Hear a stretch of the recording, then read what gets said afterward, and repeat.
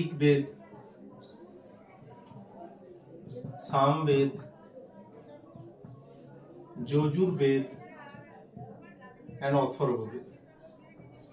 4 ধরনের বেদ আমরা জানি, যার মধ্যে ঋগ্বেদ, সামবেদ, এই ঋগ্বেদ বা সামবেদ এগুলো প্রথম দিকের বেদ ঋগ্বেদ, আদিবেদ, বাকি 3টে পরবর্তীকালে লেখা হয়েছিল। তো পরবর্তী বেদ এগুলো হলো সাম, যজুর এবং অথর্ব। তো এই বেদগুলো যখন রচনা করা হয়েছিল, এই বেদগুলোরও 4টা করে বই ছিল আলাদা আলাদা। যেমন এই প্রতিটা বেদের আলাদা আলাদা বইগুলোকে বলা হতো, প্রথম বইটাকে বলা হতো সংহিতা।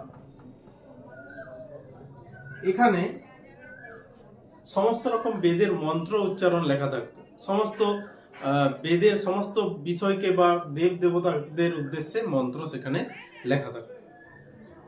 সংহিতার পরবর্তীকালে যেটা বেদের আরেকটা অন্য বইয়ের ভাগ, ঋগ্বেদের বা সামবেদের, এদের 4টি করে ভাগ ছিল। তো আরেকটা ভাগ ছিল ব্রাহ্মণ। ব্রাহ্মণ অর্থাৎ জাতি ব্রাহ্মণ নয়, এই ব্রাহ্মণ বইয়ে লেখা থাকতো রীতি নীতি আচার আচরণ, অর্থাৎ কোনো একটা পূজা বা কাউকে আহ্বান করার যে রীতিনীতি, সেই নীতির কথা ব্রাহ্মণে লেখা থাকতো। পরবর্তীতে যে আরেকটা খণ্ড ছিল বেদের, সেটা হলো আরণ্যক। এই আরণ্যক ছিল বনে গিয়ে যাগযজ্ঞ, ঈশ্বর সাধনা ইত্যাদির কথা এই আরণ্যক বইয়ে লেখা থাকতো। নেক্সট যে বইটা আছে, যেটা আমাদের খুব ইম্পর্টেন্ট, সবচেয়ে ইম্পর্টেন্ট, দর্শন চর্চার জন্য ইম্পর্টেন্ট, সেটা হলো উপনিষদ। সেটা হলো উপনিষদ। এই উপনিষদ বেদের শেষ ভাগ, এজন্য একে বেদান্ত বলা হয়। এজন্য একে বলা হয় বেদান্ত। তো আমাদের মূল ফিলোসফির বা দর্শনের যেটা চর্চার বিষয়, সেটা হলো বেদান্তর ফিলোসফি।